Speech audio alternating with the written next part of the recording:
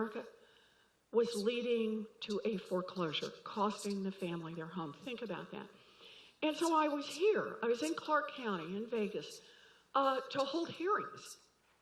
I had been asked to put some supervision in after the crash over the banks and over the $700 billion bailout.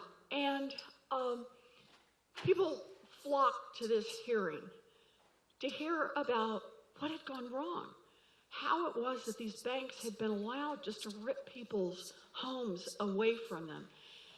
And I still remember a man, one of your neighbors, Mr. Estrada, stood up, tall guy, and he started telling this story about how he'd signed the papers, thought he was doing everything he was supposed to do. He was laid off then as the crash came, but they were struggling. They were doing everything they could to stay up with the payments, thought they'd done everything that Wells Fargo had told them to do, and then poof, Wells Fargo had just ripped their home away from them.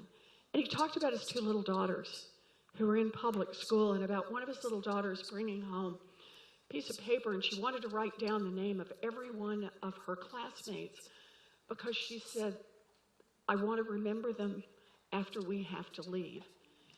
And here's this man who's worked all his life, worked for his family, stood there and cried. As he said, he swore to his daughter that if they had to live in the van, that they would live in a van across the street from a school so he could keep his daughters in school. And it is a reminder to me about how we talk a lot about what the banks do, about what Wall Street does. At the end of the trail on every one of those decisions that somebody makes to rake a little more profit off, to squeeze just a little harder on families, there's a live human being. There's a father who cares about his two daughters. There's a daughter who doesn't know where she's going to be in school next week. There are mamas and daddies and friends and neighbors, and that's ultimately what our government is about. It's ultimately what this 2020 election is about. That we've had a government that has been in the pocket of the big banks. It has been in the pocket of big defense industry contractors. It's been in the pocket of big polluters year after year after year. And the consequence of that is not an abstraction. It's not just something you hear on the news. It's about what affects people's lives every day.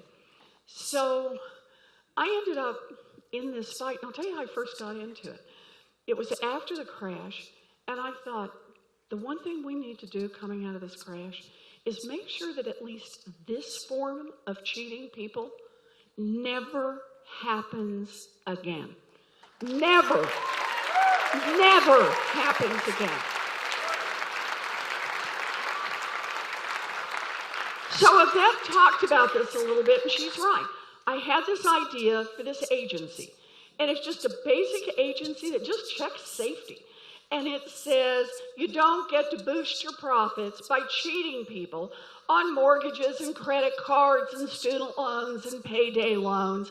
You just don't get to do that. That's what this idea for this agency was about. So I went to Washington. I was a teacher, professor. I didn't have elected office.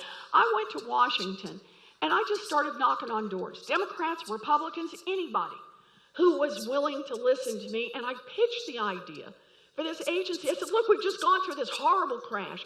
Millions of people have lost their homes. Millions of people like Mr. Estrada. Millions of people have lost their savings. Millions of people have lost their jobs. Let's just fix this one part of it, that you don't get to cheat people on their mortgages and credit cards. Could we do that? So I talked to anybody that would listen to me. Anybody. So Democrat, Republican, I'm knocking on doors, I'm pitching this. And here's the thing, what I discovered after a while is I was basically getting the same two answers from everybody. And they were saying, part one, that's a good idea.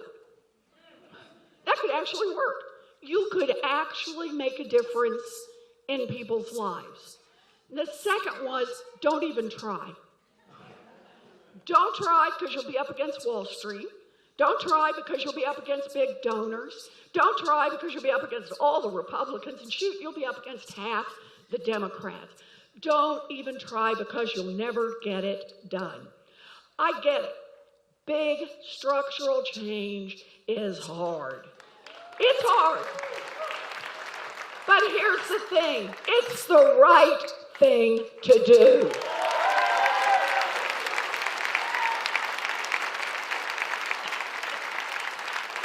So I jumped in this fight. I got as many people as I could with me. And I want to say, first ones to jump in with me were the unions. God bless them. The unions jumped in, AARP jumped in, NAACP jumped in, different consumers union jumped in, different groups jumped in, and even though the big banks were against it, in 2010, President Obama signed that agency into law.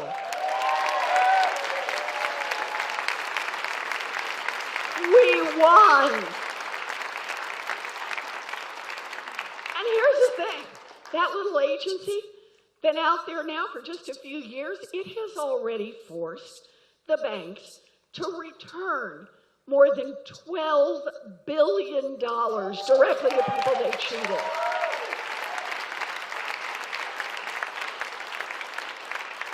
So here's the lesson I take away from that. We can make government work for the people. We can do it. But you don't get what you don't fight for, and I'm in this fight all the way through it.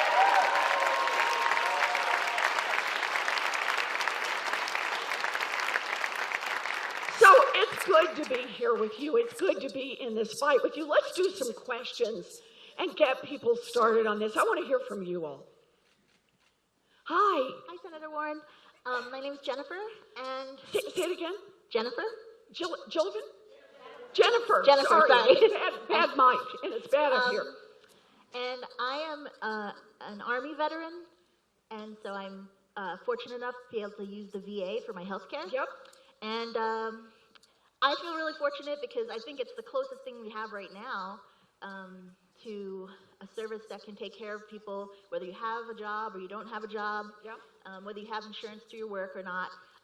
So when you're president and you work on transitioning to where everyone has access to health care, where does the VA fit into that? Good. It's an excellent question, Jennifer. So thank you for the question. Thank you for all you do. I have three much older brothers. They all live back in Oklahoma, and all three of them were in the service. So I have three brothers who are veterans. My oldest brother, Don Reed, was career military. He was in the Air Force. He was in combat off and on in Vietnam for 5.5 years. My brother, John, was stationed overseas for a little over a year. My brother, David, trained as a combat medic.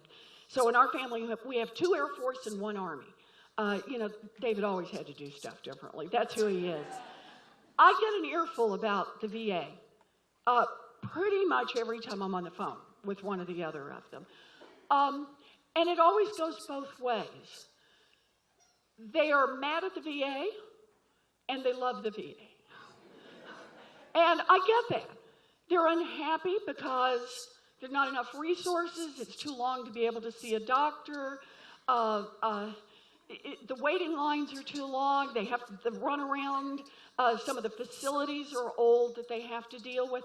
But on the other hand, the people at the VA are people who care, and my brothers want to hang on to their VA medical treatment because they believe in it. So here's what I see about this.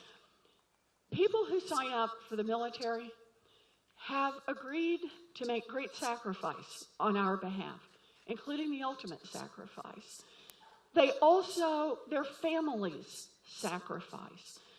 And that means the promises we make, including full health care coverage, and our promises on access to housing, to education, those are promises that we must honor as a nation. So our VA will stay separate and strong. I will be there for the VA every single day. Thank you. Good question. It's personal. Thank you. Thank you. Hello, Senator Warren. My name is Greg Snyder. Hi, Brett. Thank you so much for being here today and taking the question.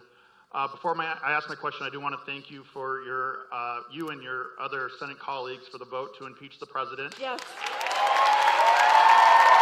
And even though the people on the other side of the aisle are putting party over country, thank you for doing the right thing. You bet. Thanks. My question for you, though, presuming you get the nomination, Yeah, I and like we go to this. the debate, Uh-huh. this man has done nothing but lie. He said vile, horrible things, not just about our country, but you personally. Mm-hmm.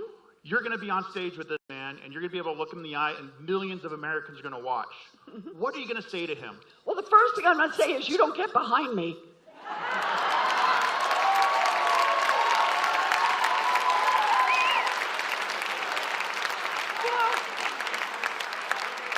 Dealing with Donald Trump, I really think the first part of it we all have to remember is you never back down from a bully. Never. And that's what he is. He is a thin-skinned bully. So part of it is you use that thin skin against him. And you just talk about the things that are wrong. You talk about it to the American people and you say it right to his face. This is a man who has now insulated himself in a bubble where everyone does what he wants, right? Think what it's going to be like for him to step on stage with a woman who is not afraid of him. So,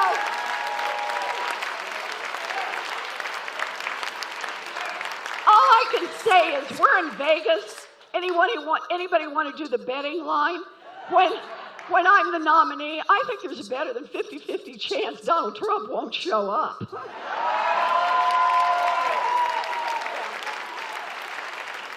One other thing, though, I want to say about the debates, and that is, yes, it's straight back at Donald Trump.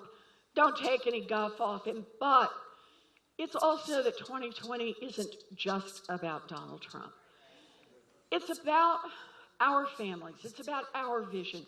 It's about the kind of America we want to build. Remember, when I was here in the housing crash, that was long before Donald Trump was in political office, we've had a problem in this country for way too long, where we got a government that has been deep in the pocket of the big banks, a government that has given in to the billionaires, a government that does tax breaks for those at the top and kicks dirt in the face of everybody else.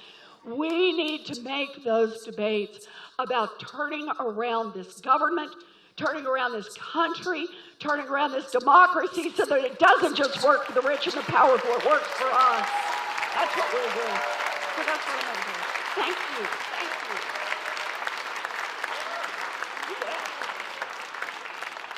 Hi. Hi, my name is Emily, and Hi, Emily. my question was, why do you think it's important for women to run for president? Oh.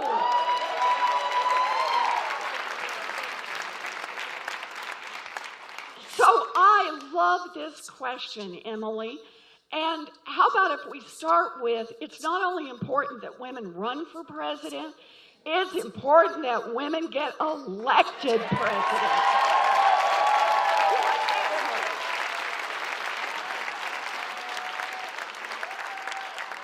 And let me tell you why. Because we are in America that we have to make a decision about how we see everybody else. Do we really believe in equality? Do we really believe there's value in every person? You know, back in 1960, folks said, we can't have a Catholic as the Democratic nominee to be president because we don't think people will vote for a Catholic, and we don't think that means we could win the presidency. In fact, what happened is that our party, the Democratic Party, stepped up. We nominated John Fitzgerald Kennedy, and he was elected President of the United States. That election changed America. In 2008, people said we can't elect an African-American president. Our party stepped up, nominated Barack Obama, and his election totally changed America. So my view is, let's do this one more time, right? We're in 2020, nominate Elizabeth Warren, let's get her elected, and let's change America. We do this? Good, I like that. Good, good. I'm for that. You for that? You are. Let's do it. Hi. Hi. I love your t-shirt. Isn't it fabulous? It I got it is. on the website. It is. I'm into fabulousness. My name's It's teaching me fabulousness. my name's Megan. Hi, Megan. I have 15 years in the default mortgage industry. I once had to write policies and procedures to match and make sure the company that I worked for was in compliance with the CFPB. There were people who hated you, and yes, at times I hated you too, because that was hard. Good.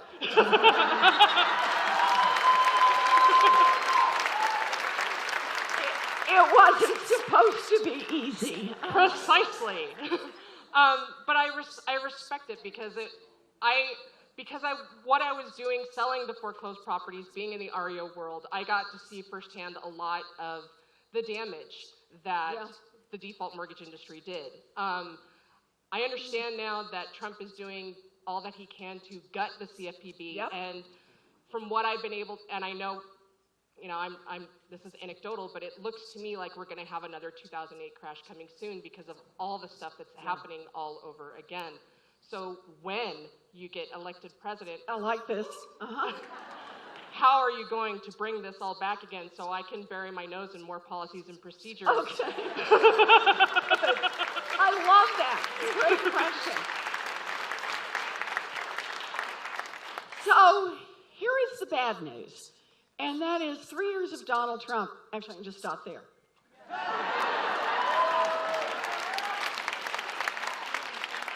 Here is the bad news. 3 years of Donald Trump, he has put 2 different people in charge of the CFPB who've done everything they can to try to break it.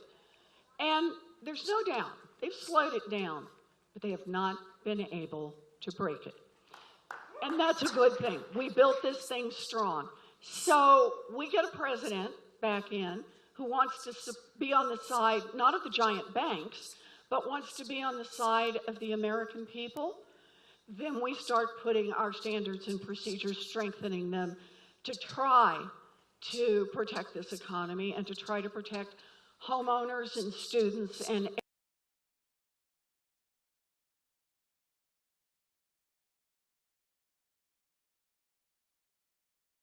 you mentioned CFPB, but I want everybody here to think about this. We have a lot of conversations, and I'm glad to have them, about Congress. How are we going to get things through Congress? How are we going to manage to get a Green New Deal through? How are we going to manage to get your anti-corruption plan through? How are we going to make changes in Congress? Gun violence. How are we going to make these changes? And they're important questions. Don't get me wrong, and you'll be happy to hear I have a plan for that. But I want you just to hear another part of it, and that is there's a lot of government that is not Congress. Part of it is about the things a president can do, I love saying this, all by herself. On the environmental front, day one, I will sign an executive order, no new drilling, no new mining on federal lands, no offshore drilling, to make the world better.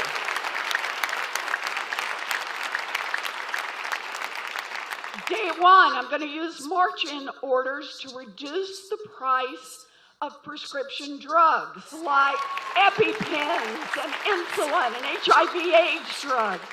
Save people hundreds of millions of dollars. Places where we already have legal authority, we just need a president who's willing to stand up and use them. One more I'll mention is we got a problem with giant corporations. They've gobbled up little businesses, medium-sized businesses, giant businesses, and now they have got so much power. Power over their workers, power to destroy unions, power over their customers, power over their communities, and power in Washington. It is time for a president who has the courage to stand up and enforce the antitrust laws. I'm ready. Break them up. Break them up.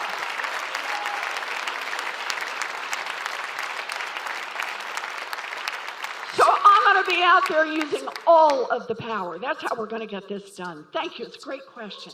Hi. Senator, this will be the last question. No. Really? We can't do a few more? Okay. Well, you got to do this. Go ahead. Yes, ma'am.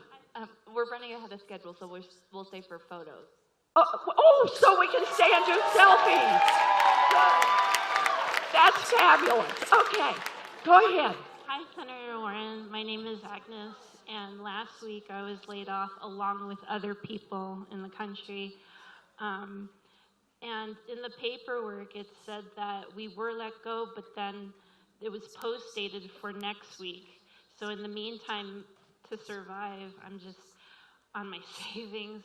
So my question is, what is your proposed plan under your administration for those in which companies lay off people, but they post-date the paperwork in which we can't even file unemployment, we can't get our severance pay?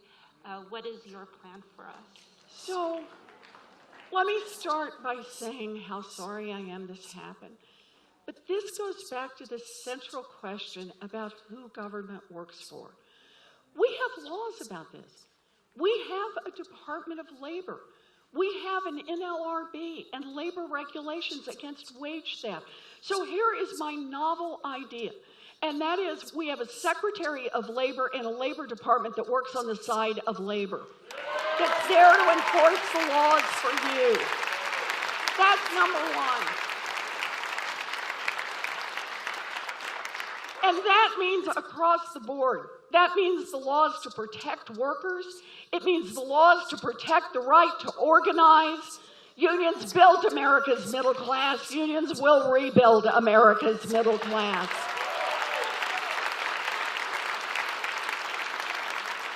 And this is true not just in the Labor Department. It's true all across. Think of it this way. I not only want to have a Labor Department, and I can do this by who you put in as Secretary of Labor and the Deputy Secretaries. I'm going to have a Secretary of Education who actually believes in education, public education. Betsy DeVos need not apply. My Secretary of Education will be someone who has taught in public school.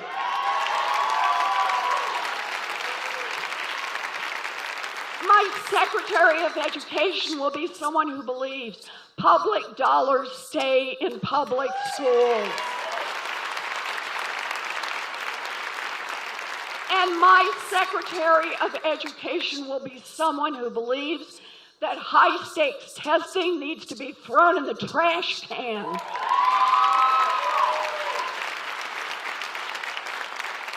Think about what we can do. Let me just give you a couple more really quick. Look, we've got a country that's working great for giant oil companies that want to drill everywhere, even as the rest of us see climate change bearing down upon us. I will have a head of the EPA who believes in science.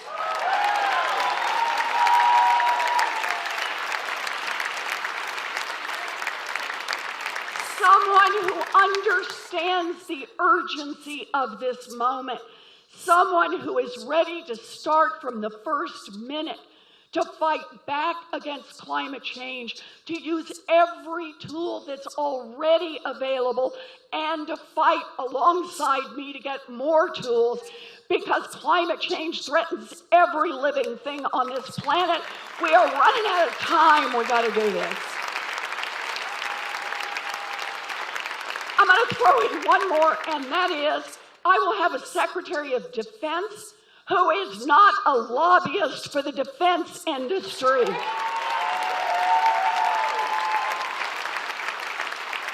We talk about cutting our defense budget, and we need to cut our defense budget. But it's not pick the plan here, pick the plan there.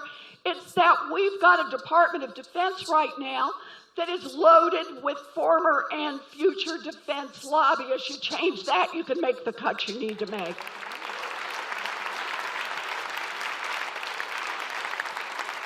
There is so much we can do. But 3 years of Donald Trump, and it's a frightening time in America. People are afraid across this country. I meet them every day. People are afraid for their families. They're afraid for their neighbors. They're afraid for children locked in cages down at our border. They're afraid for children in lockdowns in our public schools. They are afraid for women. They are afraid for people of color. They are afraid for LGBTQ plus people. They are afraid for trans people, all of whose rights will be up for grabs in this United States Supreme Court. They are afraid for our nation. They are afraid for our planet. And the danger is real. The danger is real. Our democracy hangs in the balance in this 2020 election. So you have a decision to make in Nevada with so much on the line. Do you cower? Do you get timid? Do you think small? Or do you get in the fight? Me, I'm in this fight. That's why I'm here. In this fight. Fighting is an act of patriotism.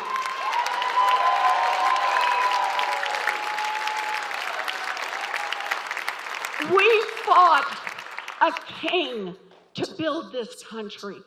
We fought against the scourge of slavery to preserve this union. We fought against a Great Depression to rebuild an economy. And we fought against the rise of fascism to protect our democracy. Americans are at our best when we see a big problem and we fight back.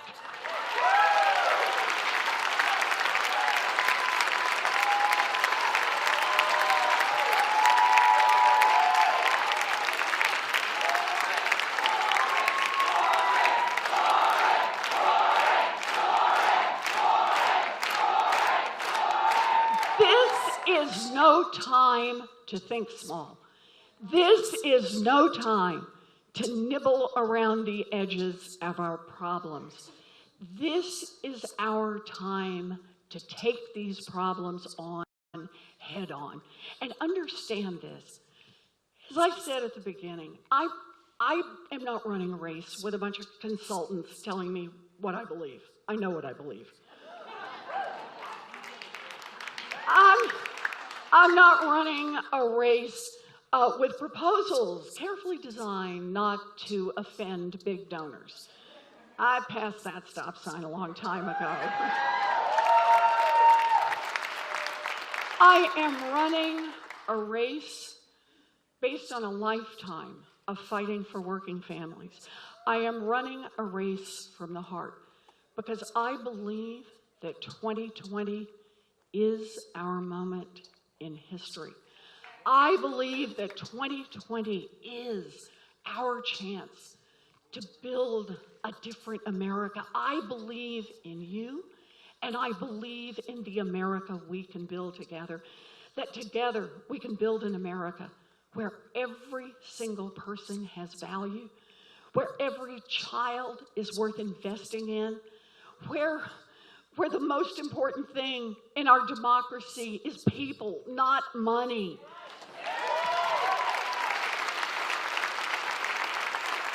I believe in that America. I can see that America. And if you think that America is possible, and if you think that America is worth fighting for, then I'm asking you get in this fight. I'm asking you today, early voting has started. Vote for me and then go to elizabethwarren.com and volunteer an hour to do some phone banking or some door knocking. But get in this fight, because this moment in history will not come our way again. This is our moment in history to choose hope over fear. This is our moment to show courage. This is our moment to dream big, fight hard, and win.